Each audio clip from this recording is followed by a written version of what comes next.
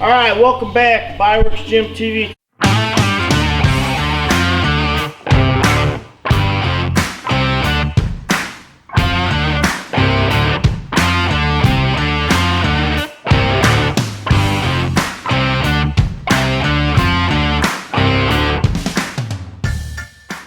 Today we're going to go over some. We're going to go over our shoulders, chest, tricep routine. Basically, I'm on a push-pull, which is shoulders, or chest, shoulders, tris, then back, bis, legs, then shoulders, chest, tris, and we just break them down. Basically, one day is heavy chest, light shoulders, a little bit of tris, and then the next time we work around the chest and shoulders, we'll do shoulders first, emphasis on shoulders, and then chest, and then triceps. Like today, we're going to do shoulders first. Basically, the difference is on, like I say, the heavy shoulders, I don't do any pressing movements on the shoulders, and then when I do the heavy shoulders, then we'll do pressing and some laterals and stuff like that. And then I'll throw in separate bis and tris, so those days don't become too long. I like to get my workouts in between an hour and a half at the most, basically. And then once we're warmed up, again, make sure you warm up, and then we'll get to it. One question I did have, and I've been getting a lot of, is people dealing with elbow pain, which is like tennis elbow, or like a carpet. Like I said, basically what I do for mine is, obviously, being as old, like 57 that I am, I've dealt with it a lot, off and on. Comes, goes, comes, goes. Sometimes it gets really bad.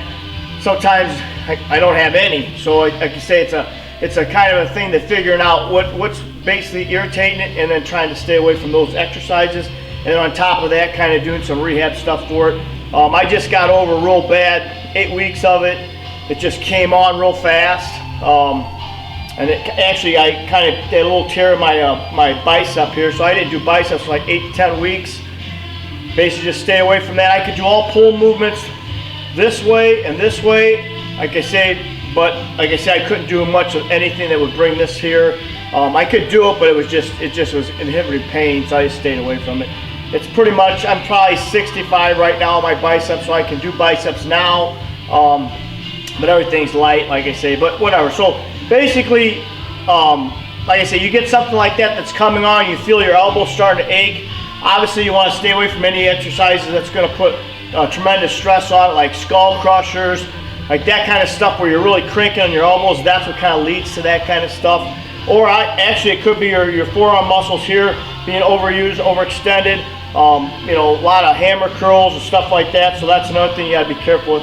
What I was doing, I do a lot of ice massage on mine. So when I get done working out, it's basically just like getting a physical therapy on it, where they go in there, dig in there, and try and break up all it is what it is basically scar tissue. So basically, what you got to go in there and I freeze up some ice cubes in like a styrofoam cup. That's the easiest way to do it. And then just massage the area 5-10 minutes. Just make sure you don't do too much where you don't want to give yourself any freeze or burn or anything like that. So, but what I'm saying, you massage the area, like I said, you know, obviously on your elbow, on the tip of the elbow, you got to be careful with that. It's hard, but other than that, you want to dig in there nice and easy, and kind of try and break up all that scar tissue in there, ice around it. Like I say, after each workout, that kind of helps break it down. And then the other thing is, people ask what you use. I always use these two products here basically, and then I'll sleeve. It doesn't, I mean, the only thing the sleeve basically does is keep that area warm, and that helps, you know, when throughout your workout. That's basically all the sleeves do. So basically what I'll do is put this on, a little bit of this, and then I use this Tiger Balm here and put that on before my workouts, about 15-20 minutes before my workouts. Put my sleeve on. By the time I get to the gym, my elbows are decently, you know, they're heated up, and then obviously I'm going to work them, get some blood in there. Getting the blood in there, that's very important too. Like I say, the blood will heal that area too. So like I say, the main thing, I use those two products, rub it in good, put the sleeve on about 15-20 minutes before I'm going to train, and then I'm ready to go. The only other thing, this is very important, is once you use, especially this here, this stuff is very, very, it's very, very hot, okay? So you have to use just a very little bit of it. And not only that, is you gotta make sure you get your hands and fingers washed, because if you get this in your eyes or your nose or on your private parts, you'll know it. Let me put it to you that way. So once you're done using it, you gotta make sure that you get your fingers and hands clean from that stuff, or you'll be crying. Let's put it to you that way. So that's basically all I got for that. Like I say, the most important thing is time, rest in that area, figure out what doesn't bother that. There's a lot of things you can do, in certain exercises that don't bother it. And then the other thing is make sure when you first come in, warm that area up a lot. Nice and easy reps, get a good stretch on the tricep, get as much blood as you can in there, and that'll loosen that up and help, as far as maybe alleviate some of the pain. And then if it's too much pain, then you don't even do it. It's as simple as that. I mean, you have to use common sense, but you should be able to find exercise, like pushing exercises, that shouldn't really affect that area too much. And then just as time goes on, once it gets better, if you feel that it's gotten better, then you can go back to the other exercises that you think that were bothering it, see how it goes, and then go from there. All right. Okay, so we're going to get on to the first exercise. Which is basically, we're going to start with shoulders, like I said, and today we're just going to do a shoulder press, probably do a pause rep type thing. I'll do 2 or 3 sets, 2 warm up, again to get that area up, and then I'll just do 1 set for that exercise, which is basically 1 set of 3 total exercise, or total sets in that exercise, and then we'll move on to another one. All right, let's get at it. All right, got a question on basically shin splints. Now shin splints, it's kind of a tricky situation there. Obviously, you need to have a good pair of tennis shoes, a good pair of running shoes if you're running. Some people are susceptible to it. You could be dehydrated, that could cause it. Like I say, it's something that you don't want to get too aggressive, because obviously it's an injury that'll linger forever. So one thing a lot of people get shin splints from are running on a treadmill or running on concrete outside. I get them sometimes just from aggressively, walking real hard. Sometimes I just feel the tightness in there. So then I'm saying, again, it has to come down to maybe if you're dehydrated, stuff like that. That's one of the causes from it. But the main thing is, the other thing is you're just beating that area, just overworking that area. So definitely I would suggest, if you have them coming on, or if they're you can feel them, I would definitely not run on a treadmill. Get outside and run on grass or astroturf or something where you're compacting that, where you're coming down on your toe shin. It's going to alleviate some of that pressure hitting that area with your body weight, stuff like that.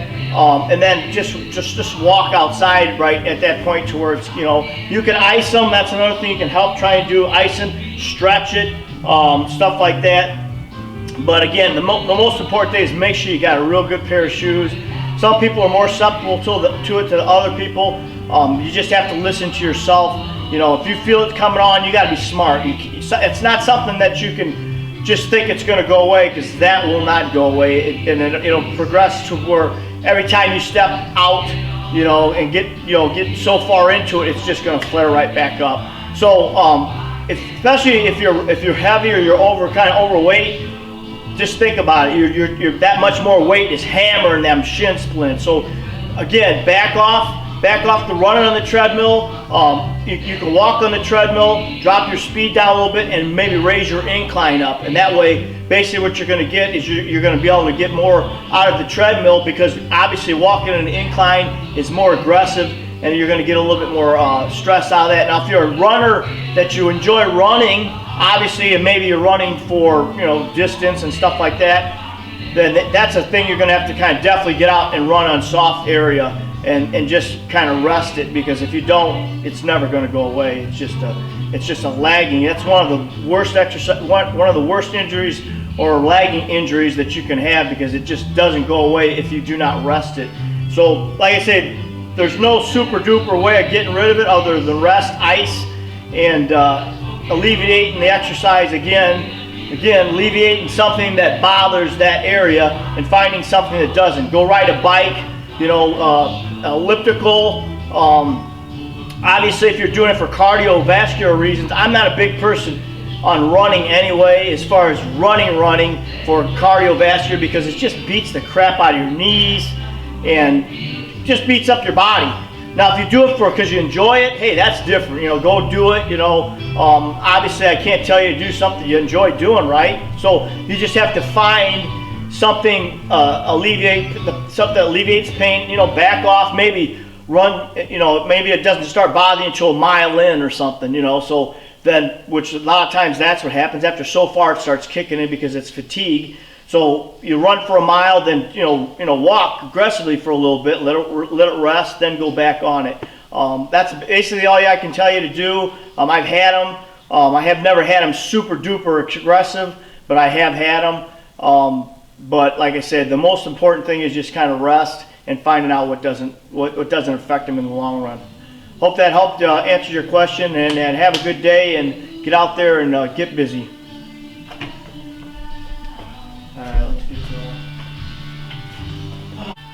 Alright, now basically this is going to be our first exercise today. I'm going to warm up 3 or 4 exercises. You got, like I said, this machine here is a Body Masters. Again, this is a pin select. You can use free weights, whatever you want to do. I prefer, like I say, this way. It's just easier for me. So basically I'm going to use the inside grip here. You can do wide grip if you want to do the wide, or you can even actually do this backwards, which sometimes we'll do this too. But today I'm just going to concentrate on the inner here. Basically, like I say, the most important thing here is just getting a good extension up and control. All right, I'm going to do one more warm-up set. Again, like I say, I can't stress enough. Make sure you get good and warmed up. Pump up. You gotta do reps. Get some blood in there. Obviously, when you're 20, you can come in here and do stuff a little bit different. 20, 30, 40, everything changes. But like I say, the most important thing is getting the muscles kind of warmed up before you're going to, go in to do something that's more taxing. Okay. Now, the main thing we want to get out of this exercise today, like I say, I'm doing one pressing exercise, which is this exercise here, but it's going to be, like I say, to full extent, where I'm going to basically full overload of all my shoulder muscles, and then I don't have to do another, and then I'll just go into some other kind of stuff here. So I want to make sure I'm picking a weight that where I'm at, I'm almost taking everything to positive failure, and then like I say, that'll lead to basically exerting as much as I can and overloading the muscle group. So that's what we're going to do. We'll do one more warm up here, and then we'll figure out what we're going to do and then go from there.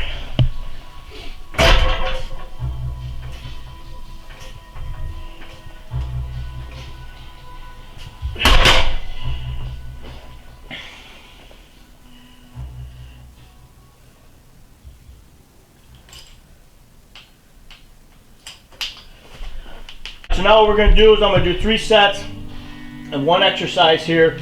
I'm going to do 4 reps, rest 10 seconds, 4 reps, rest 10 seconds, and 4 reps, rest 10 seconds, and then I'm done.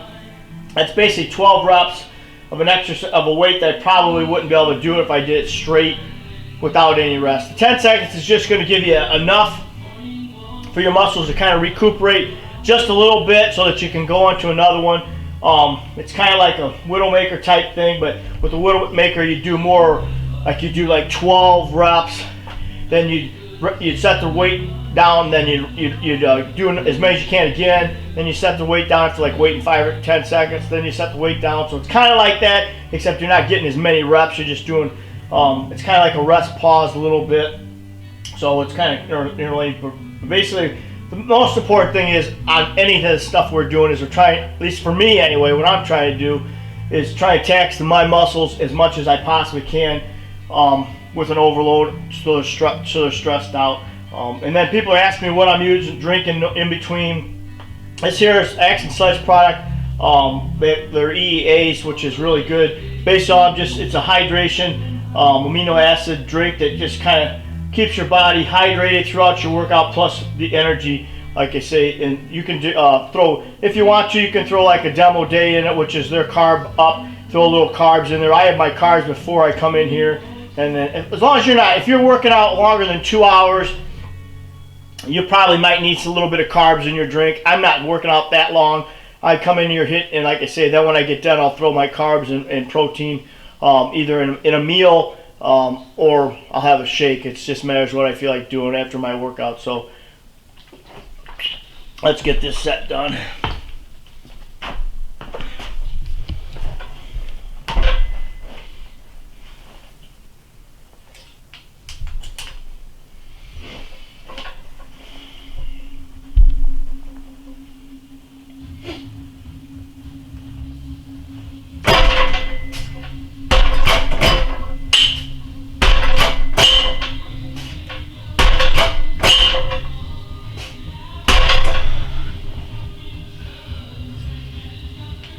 Feel a little bit stronger today, so I guess I'm going to go up in a little weight.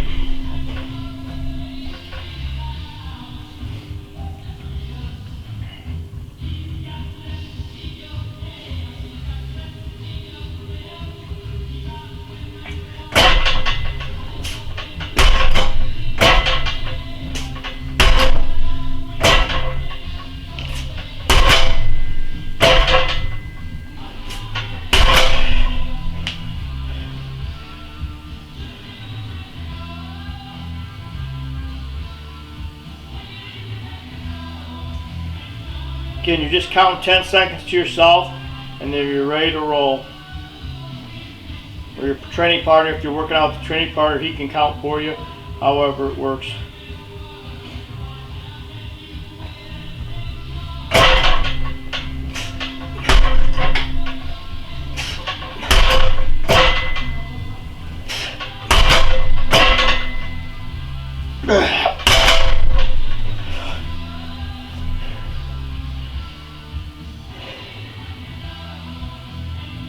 And you're just taking deep breaths in between.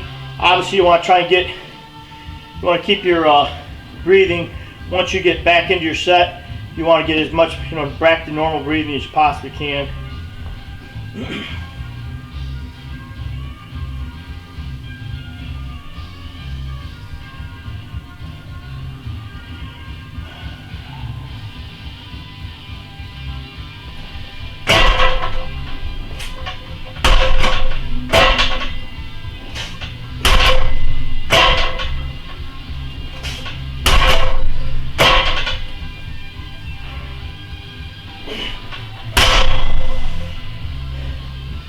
All right, that's it. That's all there is to that exercise. Like I said, as you see in the last set, I probably could have maybe went up another 10 pounds possibly, but that last set was pretty hard, which is basically what you're looking to do. I can't stress enough, you get results, guys. You got to feed, eat, and then you got to train hard. It's as simple as that. For people that aren't getting the results, obviously you're either not eating enough food, keeping your protein high, or you're not training hard enough in the gym. Because if you and taking care of your body on top of that, you should be growing. If you're not getting stronger, then something's wrong. Okay. Obviously, the older you get, you're gonna plateau, and you're just never gonna get that much stronger. A little bit, you go day to day. But when you're younger, you're either not on the right program, you're not training right, or whatever, because you should be getting stronger weekly. If you're not getting stronger, you should be progressing up to you hit your weights and keep going up. When you're not getting stronger, that's when you want to back off, deload, and then you drop down for 2 or 3 weeks or a week. You get away from the heavy lifting and just do some reps, let your body rest, and then boom, the week or 2 weeks after you do your rest period, deload, then your weight should start going back up again.